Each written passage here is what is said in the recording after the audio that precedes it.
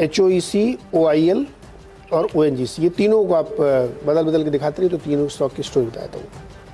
ये तीनों स्टॉक क्या है? ऑयल प्रोड्यूसर्स हैं, तेल निकालते हैं और बेचते हैं। अब कल के आगे की कहानी क्या है? क्रूड 121 पे खड़ा है। हमने आपसे कहा था कि ये बहुत ही डेंजरस लेवल है, इससे नीचे जाना जरूरी है क्रूड का। अगर 115 के नीचे नहीं जाता तो फिर ये 130 मार देगा। टेक्निकल प्ले है यहाँ पे, चार्ट आप देखिएगा। दो चीज़ें क्या ऐड हुई हैं कि हमने सोमवार को आशीष से बात कही थी कि ये अगर नहीं गया नीचे तो 130 होगा। अब गोल्डमैन सैक्स का वेरी शॉर्ट टर्म में 125 से $140 जाएगा। एक दूसरा, दुनिया का जो सबसे बड़ा कमोडिटी ट्रेडर है ट्रफिगेरा, उसके चेयरमैन ने यूएस में एक इंटरव्यू में कहा कि मुझे पैराबोलिक सिचुएशन दिख रही है ऑयल की। देखिए, प्रोड्यूसर क्या बात कहता है और ट्रेडर क्या बात कहता है, दोनों में एक सिमेट्री दिख रही है मुझे। जो ऑयल के ट्रेडर हैं ट्रफिगेरा, कमोडिटी के हैं, ऑयल के भी बड़े ट्रेडर हैं, उनको ऐसा लग रहा है कि जो सिचुएशन बनी है नेक्स्ट 6 मंथ के लिए क्रूड के लिए, वो अनसीन है, कुछ भी हो सकता है। आपको याद होगा जो JP मॉर्गन के डायमंड साहब थे, उन्होंने तो 140 पता नहीं कहाँ 50 तक की बातें की थी। ये टारगेट नहीं दे रहे, लेकिन इनका भी मानना है ट्रफिगेरा का कि क्रूड में बहुत तेज़ी हो सकती है, क्योंकि जो सिचुएशन बनी सप्लाई की और डिसरप्शन की, वो नेक्स्ट 6 मंथ के लिए बहुत अच्छी नहीं है। वहाँ जाके पता नहीं कहाँ पीक होगा। तो ये 2-3 फैक्टर हैं जिसकी वजह से मुझे लगता है कि क्रूड में ये जो भी तेज़ी का माहौल है बना रहेगा। एक तीसरा कारण, मतलब छोटे छोटे कारण इसमें जुड़ते रहते हैं। ह्यूस्टन की एक रिफाइनरी बंद हो रही है, 3.25 लाख बैरल पर डे की प्रोसेसिंग होती है, हैवी क्रूड प्रोसेस कर लेते हैं वो उनका प्लान्ड शट डाउन है, बंद ही कर रहे हैं वो, लेकिन वो दिसंबर में होनी थी, वो प्रीमेच्योरली उसको और पहले ही बंद कर देंगे। उनको लगता है कि अब मुश्किल हो रही है हमारे लिए। तो ये सारे फैक्टर्स लगातार इस चीज़ को एडअप कर रहे हैं कि प्राइसेस राइज होंगे। तो मुझे लगता है कि ध्यान रखना चाहिए HOEC में, ऑयल इंडिया में और ONGC में। ये सब कल बढ़िया परफॉर्मर थे और आज भी हमें लगता है चलेंगे। और जिस तरह का माहौल बना हुआ उसमें ऑयल की एक थ्योरी बनती है। पूरा ही तेल निकल जाएगा जब तक निकल सकता है, नीरज जी निकालने में लगे हुए हैं। तो ONGC, HOEC पे आप ध्यान रख सकते हैं।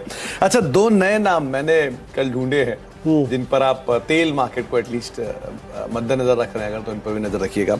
उसमें एक आता है, उससे पहले एक बार दीपक फर्टिलाइजर पहले ले आइए। अच्छा, फिर हम उन दोनों पर पे आएंगे। पहले दीपक फर्टिलाइजर की वजह से कल कंपनी ने अपनी एक प्रेस रिलीज या फिर कह सकते हैं एक प्रेजेंटेशन एक्सचेंज को दिया था, और उस एक्सचेंज के प्रेजेंटेशन के साथ साथ ये भी बात कही कि एक MOSL के साथ इनकी बैठक होने वाली है, मोतीलाल ओसवाल के साथ एनालिस्ट मीट है, और ये उम्मीद लगाया जा रहा है कि शायद बेटर साइड पर ये एनालिस्ट मीट होते हुए दिखाई पड़े।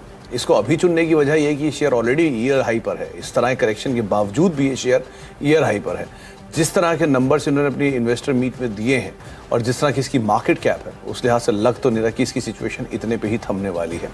आप नज़र रखें, ईयर हाई के आसपास ऑलरेडी कामकाज चल रहा है। शायद यहाँ पे जो तेज़ी है वो और प्रिवेल करते हुए दिखाई पड़े और बढ़िया मूव यहाँ पर आगे भी बढ़ सकता है, तो उस लिहाज से आप नज़र रख सकते हैं। अच्छा, अब आते हैं क्रूड के ऊपर। पहला नाम है इंजीनियर्स इंडिया लिमिटेड। आमतौर पर इसकी चर्चा नहीं होती है। 9 के मल्टीपल पे PSU स्टॉक कामकाज कर रहा है। वैसे ही PSU स्टॉक सिंगल मल्टीपल पे ऑलरेडी ट्रेड करते हैं। तो चेन्नई पेट्रो, MRPL जैसे स्टॉक्स को बाजार ने तवज्जो दी। शायद यहाँ पर भी कुछ एक मूव आता हुआ दिखाई पड़े। कंपनी क्रूड प्रोसेसिंग के अंदर है। क्या क्या प्रोसेस होता है वो नीरज जी आपको अपने आप खुल के समझा देंगे।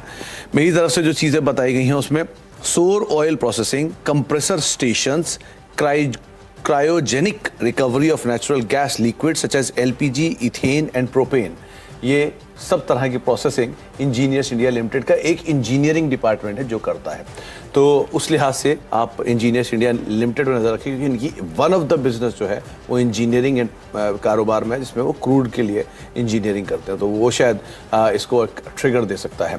और वैसे भी हायर लेवल से काफ़ी टूटा हुआ, तो बहुत कुछ खोने के लिए है नहीं। 60 रुपये के आसपास के 59-58 के आसपास की ईयर लोज ही हैं, तो उससे बहुत हद तक पुल बैक भी शायद देखने को मिले।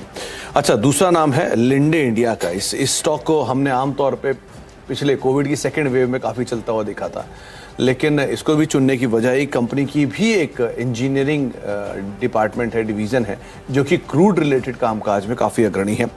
Petrochemical plant, LNG, natural gas processing plant, ammonia plant, hydrogen and synthesis gas plants company setup कराती है।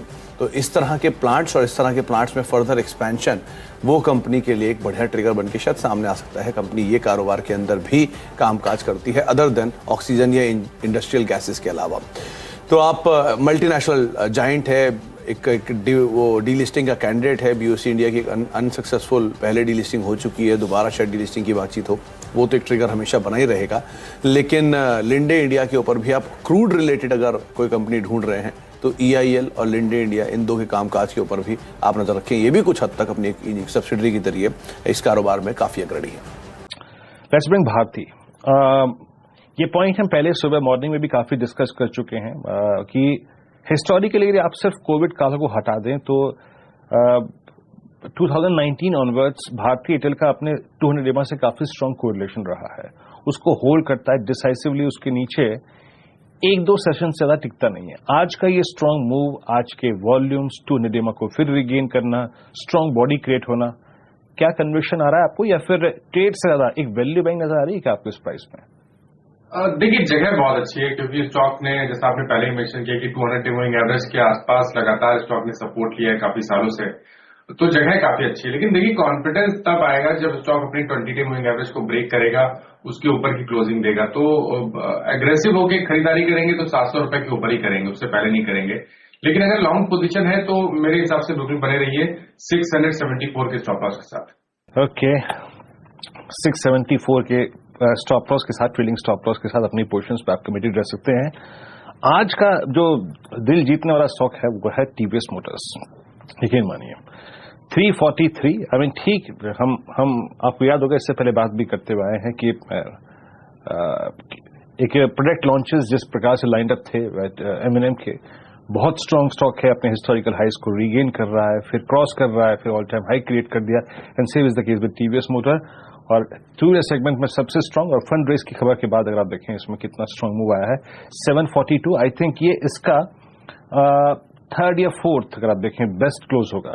इससे पहले ये प्राइस रेंज थी नवंबर 2021 में, माइनस का कॉल भी था ये, और स्ट्रांग लॉन्ग वेरिएशंस।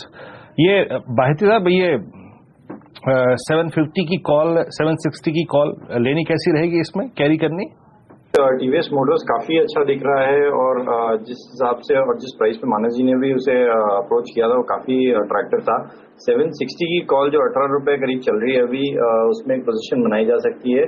मेरे ख्याल से 14 रुपए का एक स्टॉप लॉस मेंटेन करना, और जिस हिसाब से TVS मोटर्स मूव कर रहा है, हमें लगता है कि इसमें 25 तक के भाव देखने में मिल सकते हैं। इस तक के अगर आप देखें भाव देखने को मिल सकते हैं। 760 की कॉल में मानस ने अगर आप देखें अपना व्यू दिया था, मैं यहाँ पे जस्ट सेकंड व्यू दिया था, यहाँ पे सेकंड ओपिनियन। फिर